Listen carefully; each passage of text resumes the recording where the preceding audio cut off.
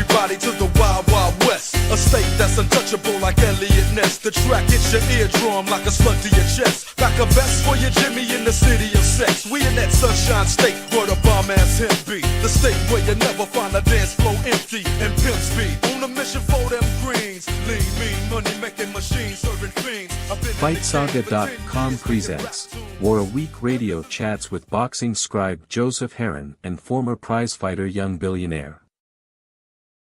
Guys, welcome. Happy Monday. Hope everyone's having a wonderful day to start their week. Tell you what, it's an absolute joy to be able to share the air with my brother, my partner in crime, the incredible Young Billionaire, Young Bill. How you doing this evening, sir? Smoking Joe. It was great to be back on air with you, my friend. Well, I tell you what, this is this is a big one, and we're going to clear up. Guys, I've been seeing on YouTube as well as the entire net a ton of misconceptions from fans, writers, and everyone in between concerning the scoring process, right? And guys, I listed an article I wrote several years ago that's very meticulous, and we're going to go over a lot of I talked about and a lot of what I mentioned in that this afternoon, this evening. Hope you guys are ready to discuss a very controversial issue, guys, and I see no clearing this up unless we're going to, well, open up this dialogue, and it has to be very open-minded. Right? We're going to go over the entire scoring criteria, address all of the misconceptions concerning the scoring criteria from fans, writers, and a lot of people, including judges assigned by the sanctioning organizations as well as the state athletic commissions. What's right? What's wrong? How do we improve it? We're going to talk about all of this, guys. I guarantee you this will be the most comprehensive and complete analysis of the scoring criteria that you're going to see on YouTube or anywhere else on the internet. I assure you guys. Young Bill, your initial thoughts, and once again, we'll see how it applies to the Taylor versus Caddaro fight that happened this Saturday, because that's obviously what's spurring all of this dialogue that's floating around the internet currently. But your initial thoughts on the scoring criteria, and what are some of the major misconceptions regarding the scoring process, sir?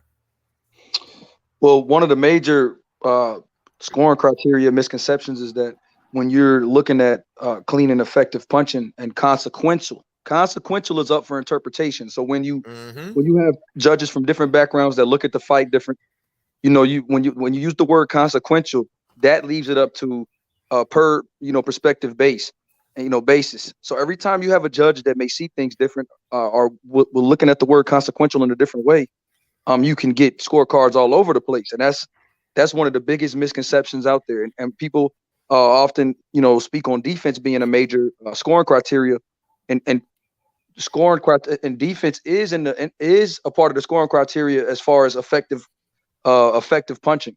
Who lands the cleaner effective shots? Because if you're using defense, you're not getting hit with the amount of clean effective shots as your opponent, and that's something that goes into judging criteria as well. But that's why it could be all over the place, Joe, and that's something that people don't really understand when they scream corruption. That's it. Excellent points, Young Bill, and we'll address everything. But one thing we are going to clear up, guys, and this is the first thing that we're going to attack right now. I am sick to death of fans automatically jumping to the conclusion of corruption, right? And look, trust me, there have been evidence of cases of corruption, but guys, those are very few and far in between, and that's not an industry practice. Now, most recently, Gabriel Maestro versus Michael Fox, guys, that was clear corruption. And I was the very first person to point that out. So was James Gogi, because he had the inside track. He was very familiar and used to train Gabriel Maestro and understood, well, he was currently managed by someone who has no business managing prize fighters, and that's, well, Gilberto Mendoza Jr. of the WBA. Right? But guys, that's an anomaly. Even the mob knew back in the day, hey, we can't fix the product because the fans, they know what they're looking at in the ring, and once they catch on, well, they're going to lose interest and stop paying money to see it. Even the mob knew you could not fix the product, guys. No one in the industry tries to fix the product. There's several things that they'll do to try to influence fan perception as well as judging. Guys, just like, and once again, they're practices that the mob came up with back in the 40s and the 50s.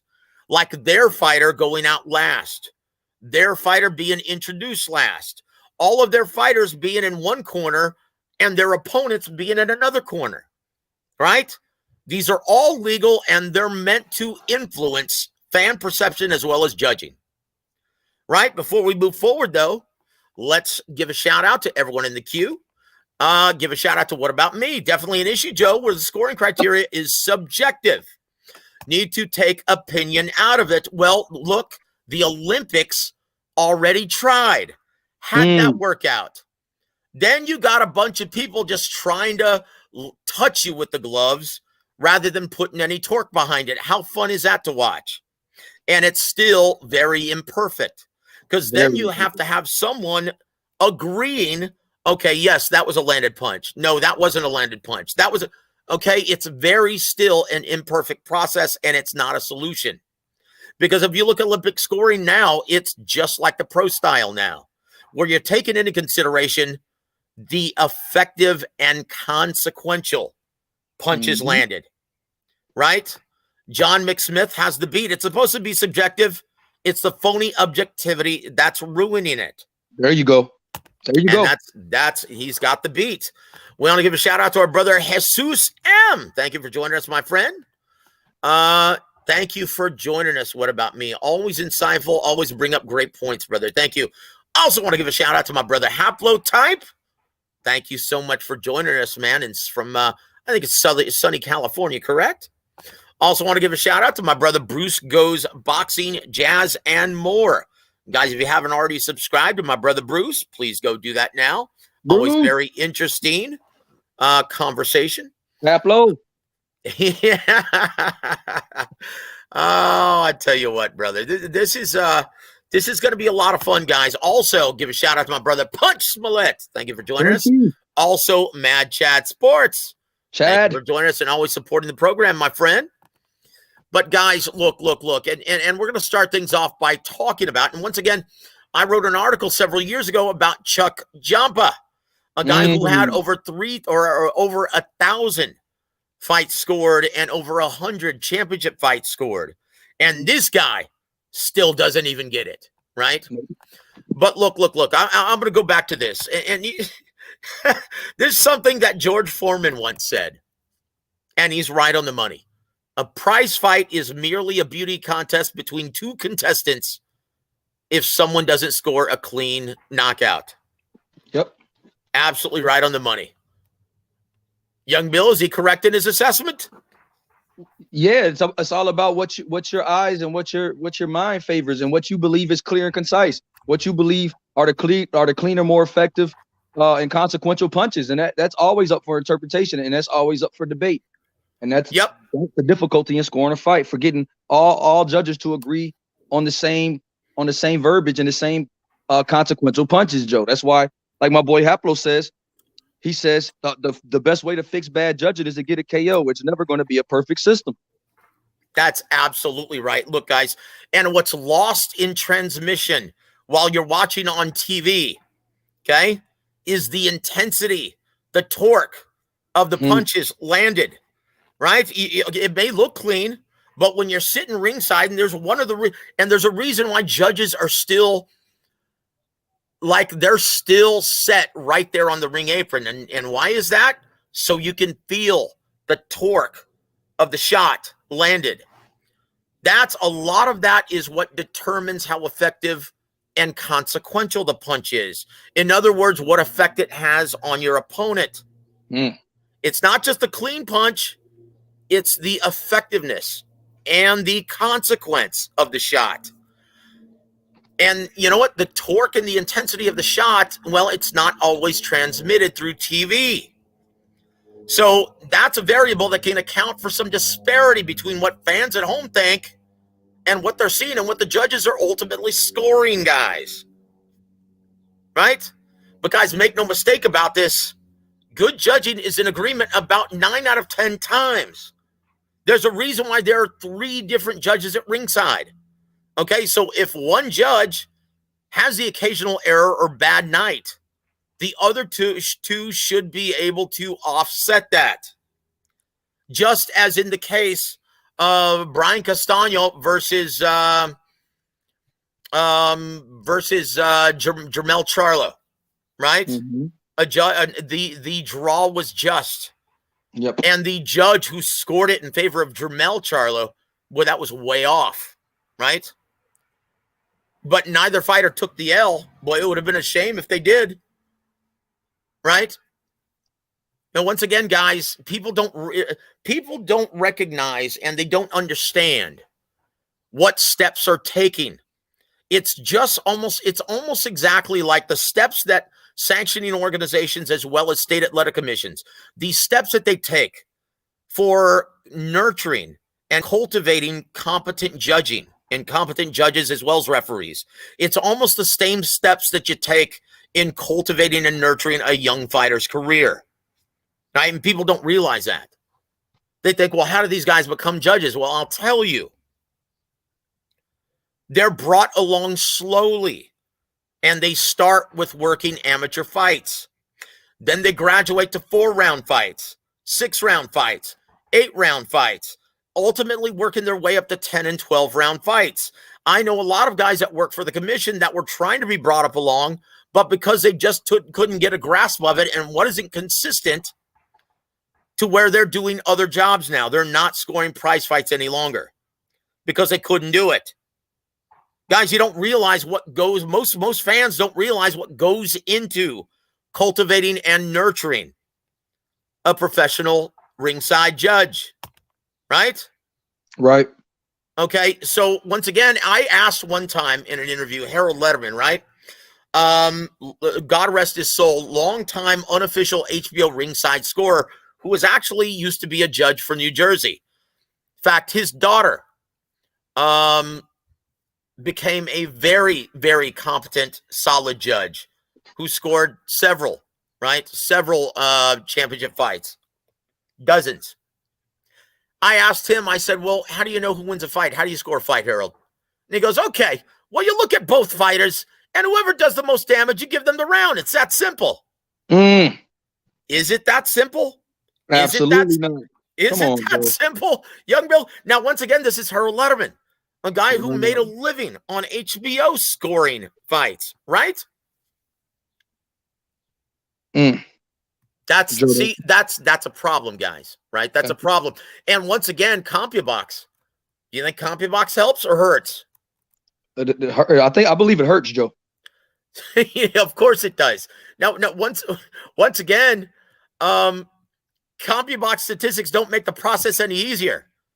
You know what? You can tabulate the number of punches thrown and landed by both fighters in any given round, but those totals don't account for the amount of torque with whether a punch was thrown or doesn't measure the consequence the punch had on the recipient. That's what ultimately makes the process of scoring a prize fight so difficult, guys. Yet, most diehard fight fans consistently claim robbery every time any competitive bout doesn't go to the judges, or anytime any competitive bout goes to the judges' scorecards, right? Right. Hey, Joe. And once again, you also have to take into consideration that fans, most of them have a favorite going into the fight. Most of them have an emotional vested interest in who wins and who loses, especially if they bet. Right. It's ultimately going to affect how they view the action in the ring. Right? Guys, if you want to score a prize fight accurately, you've got to remain objective.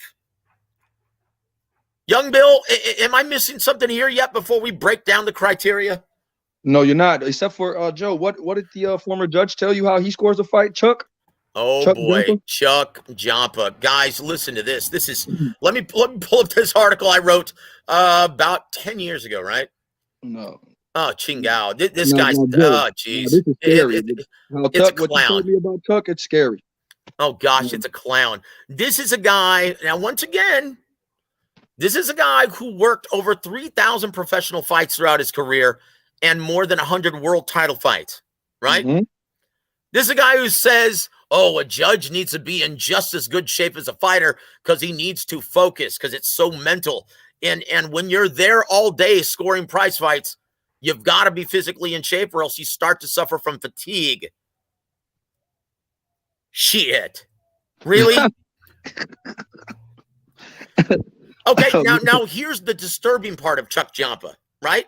And once again, this is a guy who scored over 3,000 prize fights, right? This is a guy who actually stated, this is a technique I use, is breaking up a round into 3-minute intervals, right? 3 1-minute intervals. So if one fighter wins the first minute of the round, the second fighter wins the second minute of the round, and then the first fighter wins the third minute of the round, well, then you ultimately give that round to the fighter who won 2 of the 3 minutes. That's bullshit.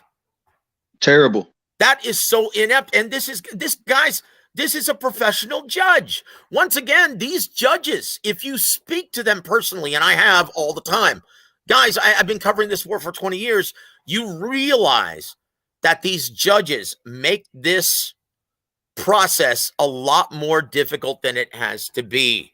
Okay? Because I'm sorry, if someone actually is losing the round, but then he rocks his opponent, right, in the final 30 seconds of the round, well, guess what? More than likely, he's going to take that entire round if he landed and did the more consequential work, right? And Chuck Giampa goes on to further say, oh, effective aggressiveness is 80% of the scoring. Bullshit. Guys, we're going to break down and go through actually, and this is once again, just speaking with the Nevada State Athletic Commission as well as the California on what the actual scoring criteria is. Guys, there is only one primary scoring criteria. Okay? Joe, what about four? What about people that say it's 4 primary criteria, Joe? Nope, they would be wrong. Okay? Wow. And this is the way it's explained and taught and coached by the Nevada State Athletic Commissions as well as the sanctioning organizations in cultivating judges, right? There is one primary scoring criteria, and that's what should determine who carries the round. Clean, effective, and consequential punches landed. That's it. Okay, and if for some reason you can't determine who carries the round from clean, effective, and consequential punches landed, then you consult and go to your second tier criteria, which is a tiebreaker, guys. Then you look at effective aggressiveness or ring generalship. In other words, who's dictating the pace of the fight, who's controlling range. But that's only used as a tiebreaker, guys. What the primary scoring criteria, once again, who determines who carries the round is who lands the more clean, effective, and consequential punches, right? Right. Like there's a reason, and this is the thing that I think is funniest. Young Bill, don't you kind of laugh and think, oh gosh, if you're fighting Canelo, you're already down 3 rounds just walking into the ring. Oh, he's going to get the benefit of all the close rounds because he's Canelo. He's the biggest star of the sport. When in reality, what is it that judges love about Canelo?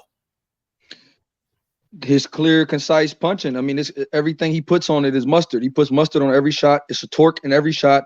He puts power and speed and eye-catching shots every time he throws something. So that's why, he usually gets the benefit of the doubt if you really look and watch a lot of his fights, especially when he's controlling range and countering and being an effective aggressor too, Joe. And when the round looks pretty even, he usually is the more effective aggressor as well because he's usually the more intelligent aggressor, controlling range, using head movement, slipping shots, but also making his opponent pay with consequential looking blows.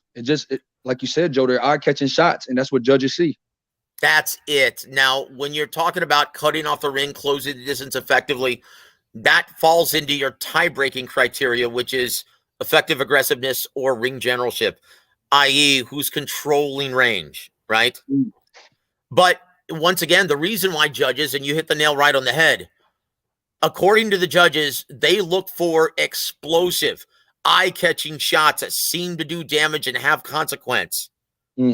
Okay, and when you look at Canelo Alvarez, he combines speed with power. His punches, when you look at all of his fights, guys, just go look at Caleb Plant. Go look at Callum Smith. Go look at Billy Joe Saunders. Go look at even the Gennady Golovkin fights, right? Even Erislandy Lara. Even Erislandy Lara. They look at the guy who's loading up on everything, and it obviously has an effect on his opponent, right? He's explosive. He combines speed with power. So according to most judges at ringside, he is going to get the benefit of the close rounds because he is seemingly doing the most damage, throwing the hardest leather, throwing the more quote-unquote consequential punches, right? Doing the more consequential and effective work. That's why more often than not, Canelo Alvarez gets the benefit of the close rounds, regardless of who his opponents are, right? That's it, guys. That's it. And so once again, there is no defense, right? And once again, these aren't on equal terms. There is one scoring criteria that's primary, and that's what judges consult first and foremost. Clean, effective, consequential punches landed.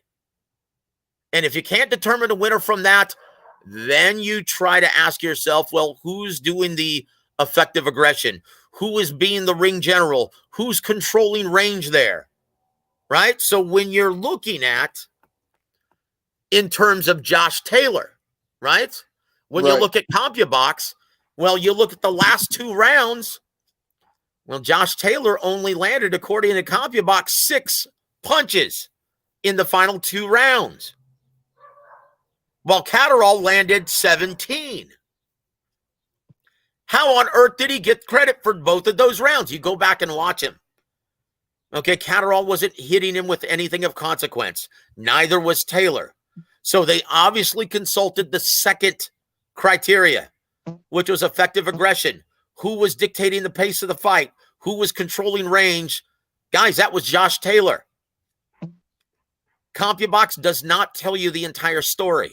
I can't stand it when commentators, they will consistently consult CompuBox like it's the be-all, end-all, like it tells you who should have won that round. It's dog shit, right? Once again, guys, this is a process. This is a process. This is a process in which state athletic commissions and sanctioning organizations, they coach and they nurture.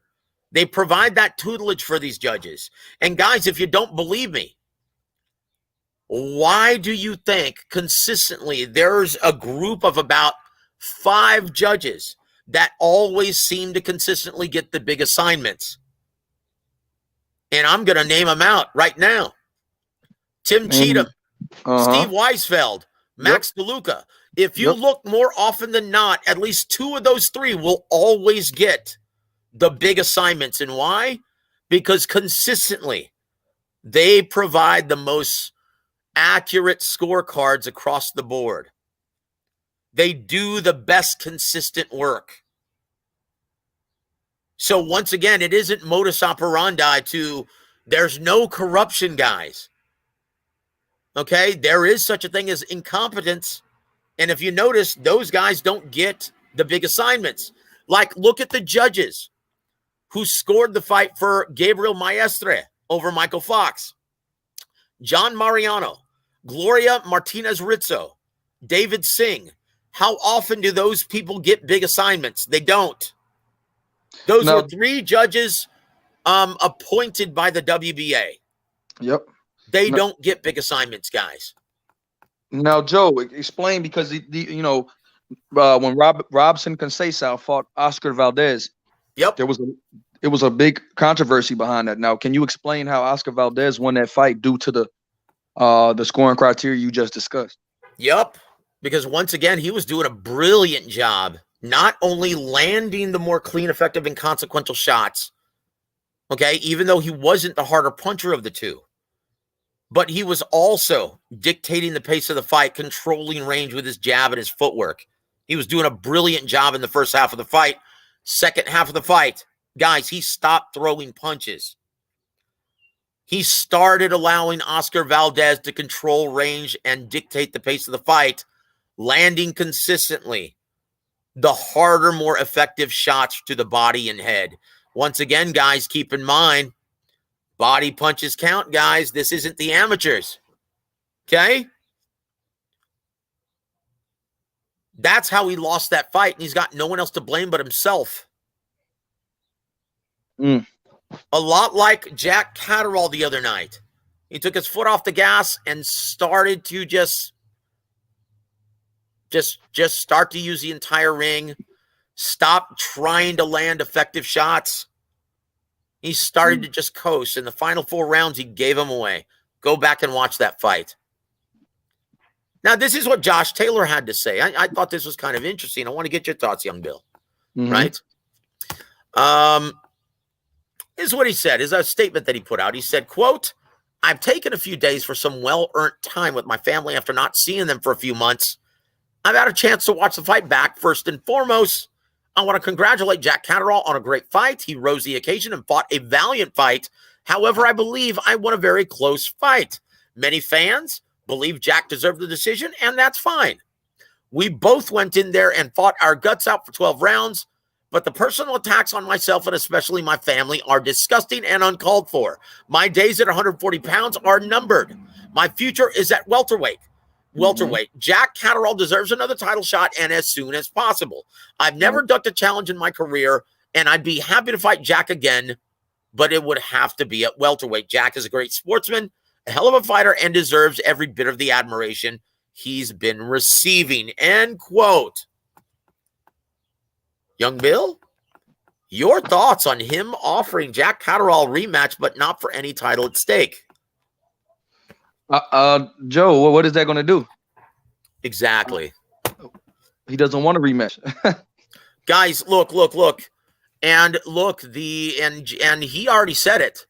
Oh, the personal attacks on me and my family are uncalled for. Guys, the fans are the real bosses of boxing. In the judgment of the fans, Josh Taylor lost that fight, and he's going to be treated like he lost. Absolutely. Okay, Jack Caddaro won that fight according to the court of public opinion, and he's going to be treated as such. And as a result, he's going to get another big assignment, guaranteed. Right? I wouldn't be surprised if he gets a shot at the vacant titles when Josh Taylor goes up. One of the a vacant title shot. But look. Going back to the entire judging criteria, right? Did we leave any stone unturned? Did we address everything?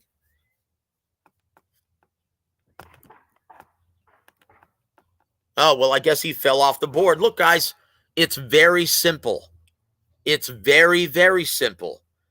Focus on your primary scoring criteria when judging a fight, right? Clean, effective, and consequential punches landed. Okay? And once again, guys, the amount of torque, the amount of power matters. That's what customarily determines how effective or what consequence the punch has. Okay? But young Bill, in the occasion, like Robson Conceição, he's not landed anything of severe consequence or serious power.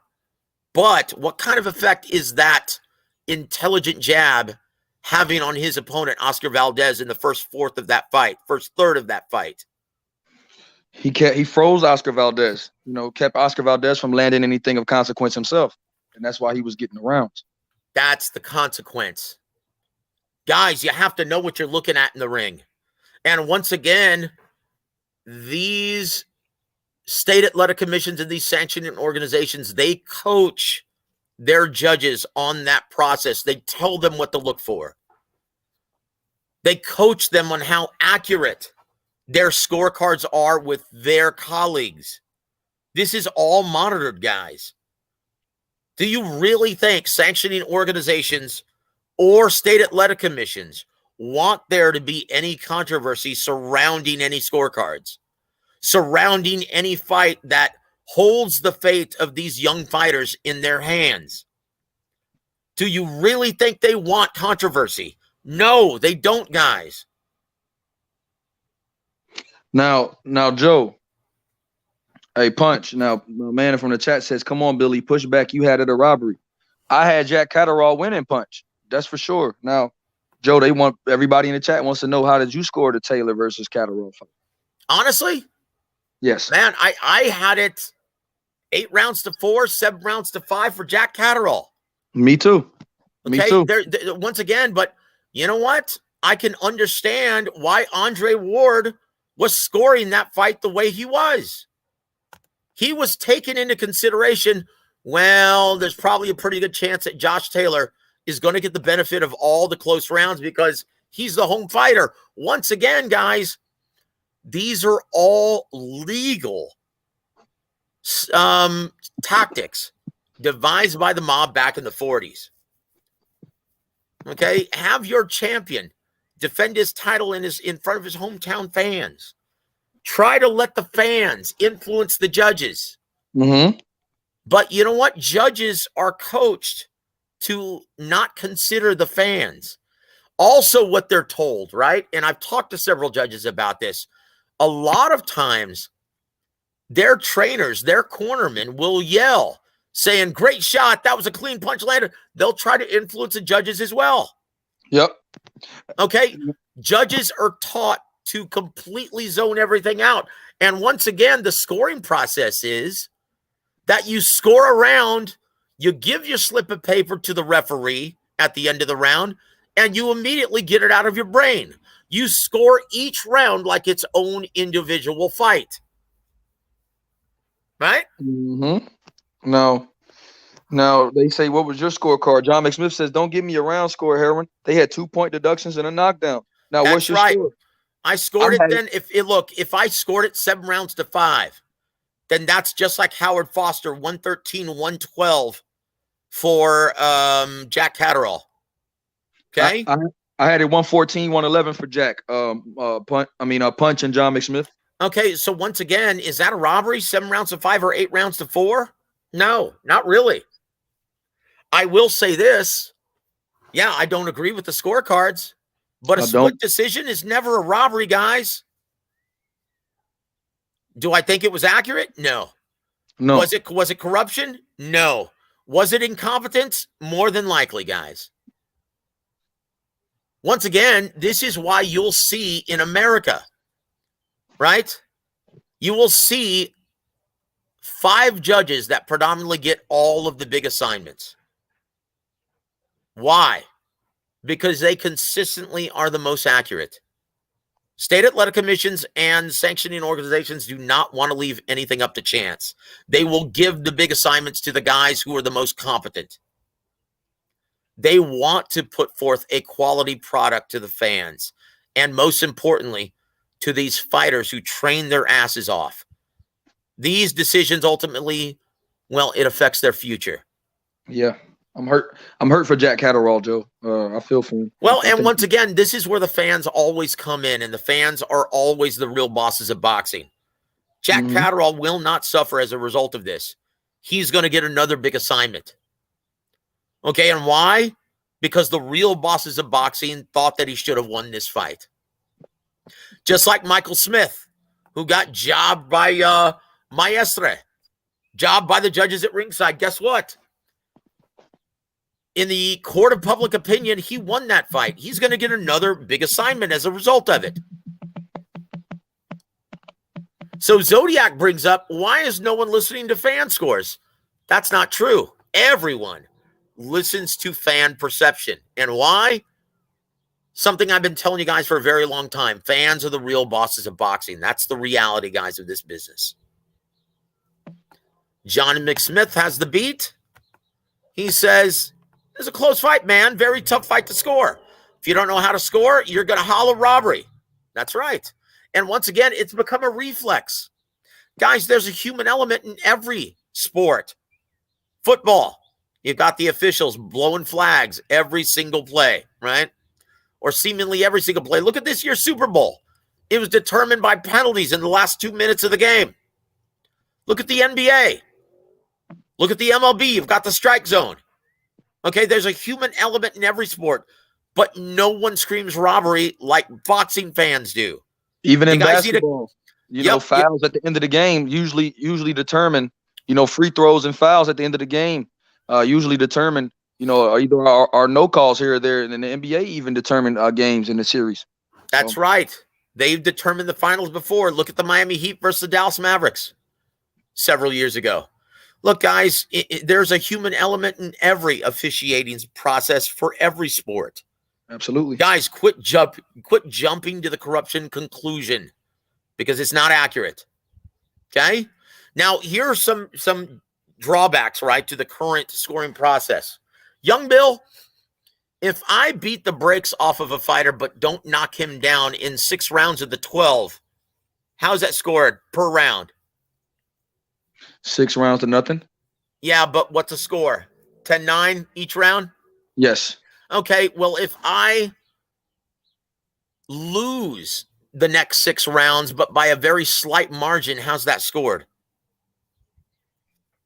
10-9? Exactly the same. Yes. That's the, and once again, the WBA tried to change that by implementing decimal points for that reason several years ago, and it was confusing as all get out. Guys, it's not a perfect process, but it's the best one that we can have. So once again, ask yourself, if you'd like the scoring criteria and the scoring process to change, don't just scream corruption, make a suggestion. How do you suggest we change it? Young Bill, can you think of a better way? Because before there was the 10-point must system, right? Mm-hmm.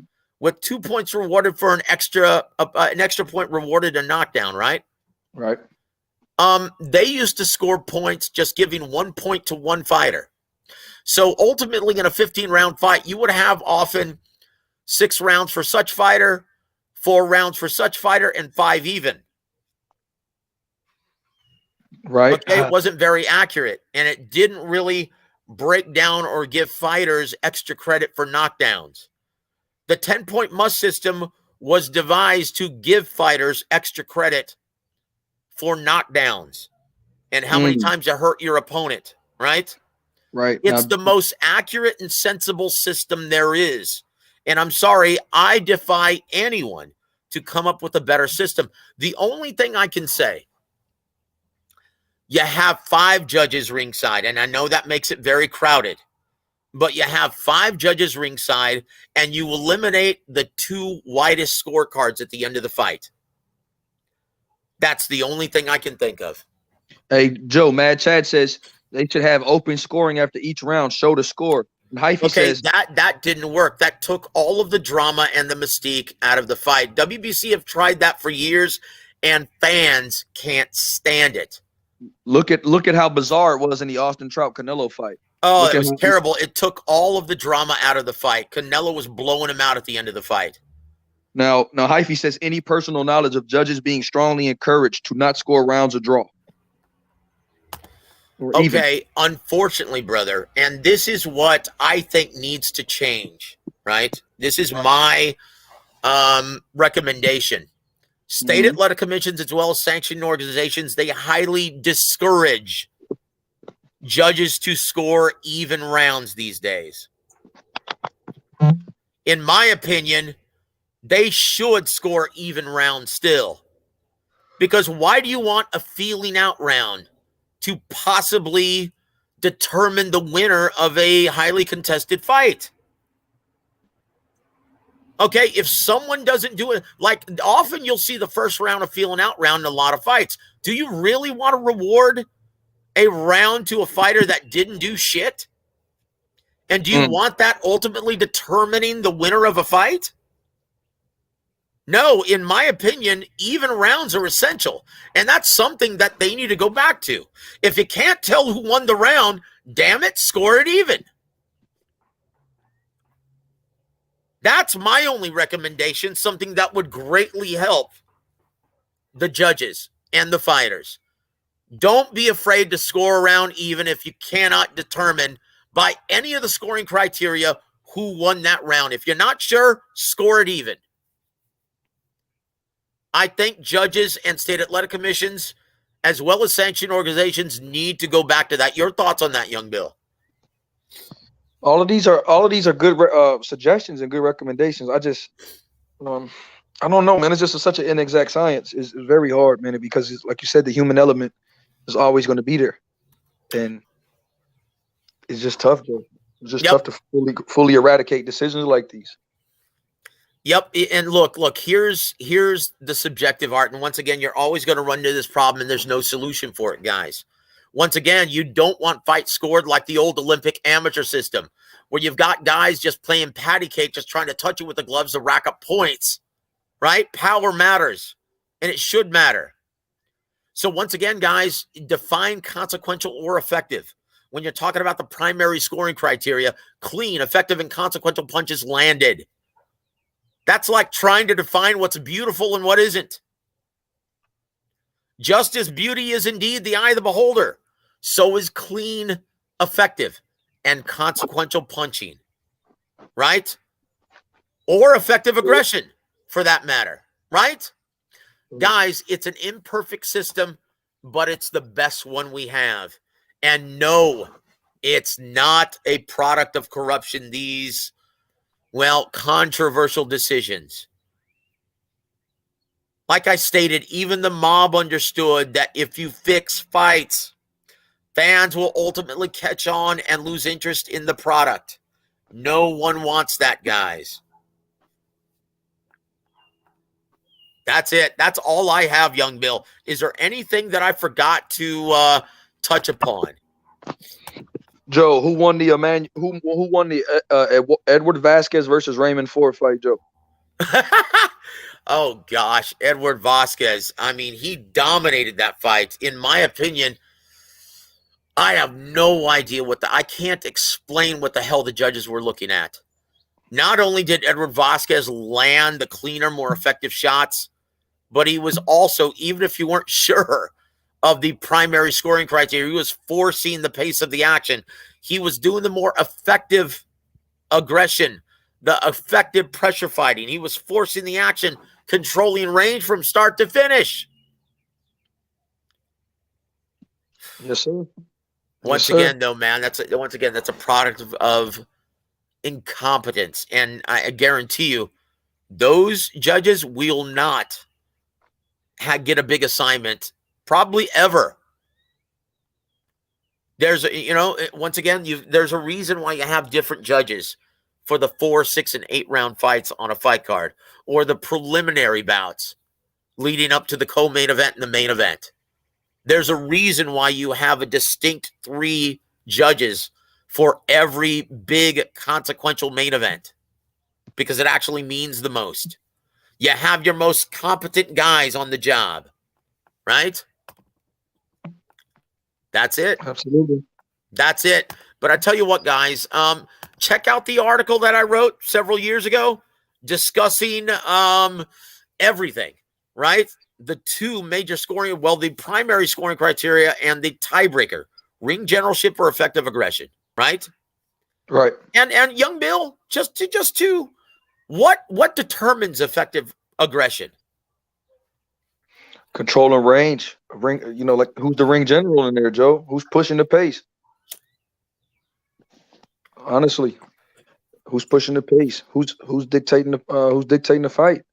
And that's and that's what I'm saying, Joe. It's an inexact science at times, and that's why you're always going to have the human element involved in scoring fights. Yep, guys. Once again, that's so. Comment. Let us know what you think. Let us know if you have any kind of recommendation that would help.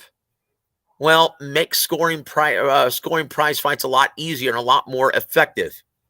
Please list them in the comment section, right?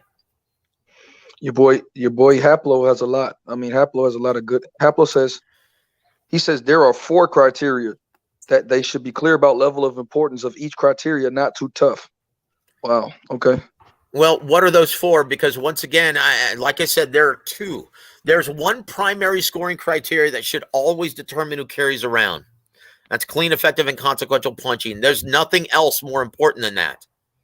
And then if you can't determine who carries around from that, then you look at the tiebreaker, which is effective aggressiveness or ring generalship. Who's controlling range? That's the tiebreaker, guys. That does not have as much importance as clean, effective, and consequential punching as the way it should be. That's the way it should be, guys. If you think anything else, you're making this process too difficult. You're making it way too difficult, a lot more difficult than it is. Right? What About Me says Canelo scored effective aggression by punching Callum Smith in the left forearm for a few hundred times. Well, what consequence did it have? Yep. What was the ultimate consequence of that activity? Disarmed him, didn't it? Disarmed him, kept Callum Smith's hands at home. That way he wasn't the effective aggressor. Once again, look at Arthur McCanty Sr. Scored fights by the minute. First minute to one, second minute to one, third minute to one, 2/3 wins a round. That is flawed. It doesn't take into consideration the effectiveness or the consequence of the punches and the work landed. Right. It's a flawed system. That's the same thing that Chuck Giampa used to say, and it's flawed. Facts. Once again, these judges will often, if you talk to them, and guess what? Today, I actually invited 2 judges to come and join us and talk about the scoring process. They both turned it down. And why? Because too many fans lambaste these guys. They were afraid that they were going to get torched. And I assured them, I said, look, guys, you know me. You're going to get very clear treatment. We want to open and encourage dialogue with judges, not diminish it. They still refused. And why? It's because fans are fans. Guys, if you want clarity and transparency in this sport, you have to act more reasonably and rationally when discussing these things. To fighters, promoters, judges, referees, everyone involved with the business. If you want to be considered still the real bosses of boxing, you have to be more reasonable and you can't attack these guys. Yes, sir. Yes, sir. Yes, sir. That's pretty much it. Well, I tell you what, we're almost in for an hour. Young Bill, do you have anything left to add? Because I've pretty much given you everything I have regarding the matter. No, but Haplo, if you want to discuss it with Joe, man, whenever I go live next time, I'll give Joe a shout.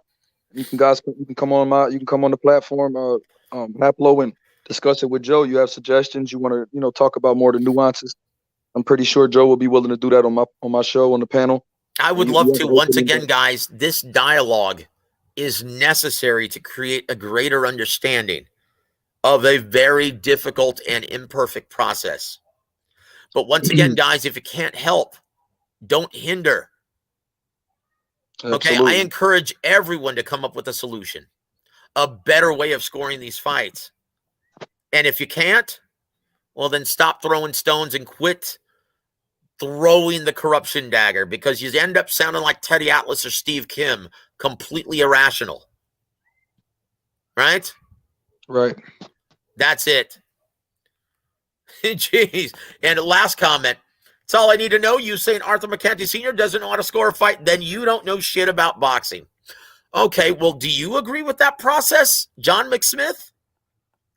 Do you find flaw in that process? If you don't, well, then you don't know shit about boxing, sir. And Sorry, how can you not find folly in that? And once again, don't tell me I don't know shit about boxing, brother. I do this for a living. Okay? Once again, that's being irrational. Discuss why. Why do you agree with that process? And do you not see the folly in that? The variables that it's not considering. Once again, guys, dialogue is imperative to providing a solution. And don't cast aspersions. Now, here. This is very important. No, sir, Joe, I don't score fights that way, but I don't second guess McCanty. Look, there's a reason why he's heralded more frequently as a quality referee and not a quality judge. Okay? because he was much more effective being the third man in the ring than he ever was as a ringside scorer. Right? Guys, and that's fact, John McSmith. Well, once again, I'm not casting aspersions. I'm just poking the holes in that scoring process. That's a terrible way to score a fight or score a round. And it's not accurate. Oh, also, Joe and I will be calling the fight in the Scottish Rite Temple, San Antonio, March 12th. That's right, guys. And you better believe Young Bill, our color commentator, is going to be scoring every fight round by round. And we'll see how he aligns himself and he lines up with the three judges at ringside. We'll see how accurate he is. My guess, he's going to be right on the money because he knows what he's looking at in the ring.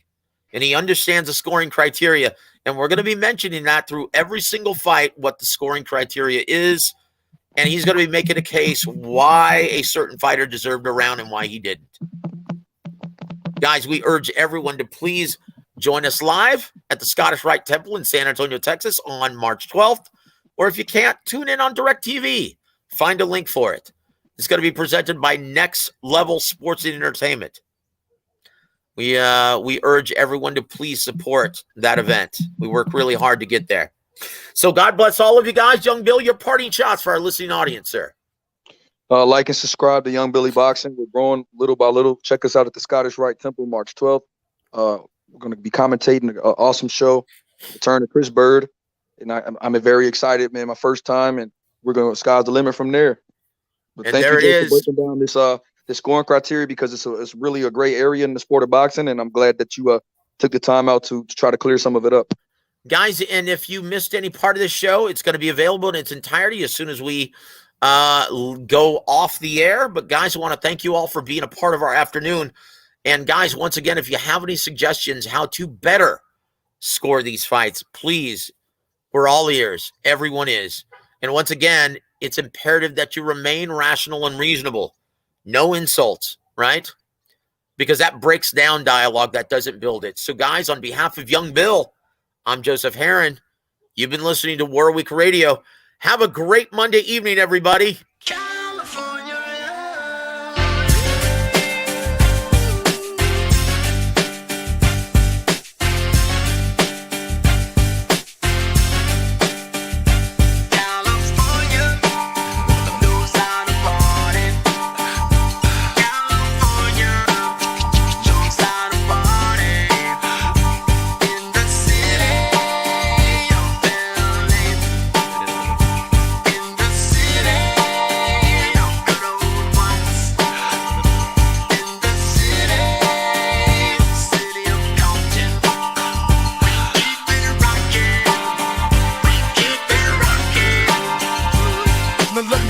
Everybody to the Wild Wild West, a state that's untouchable like Elliot Ness. The track hits your eardrum like a slug to your chest. Got a vest for your Jimmy in the city of sex. We in that sunshine state where the bomb ass him be. The state where you never find a dance floor empty and pimp speed. On a mission for them greens. Lean, mean, money making machines serving fiends.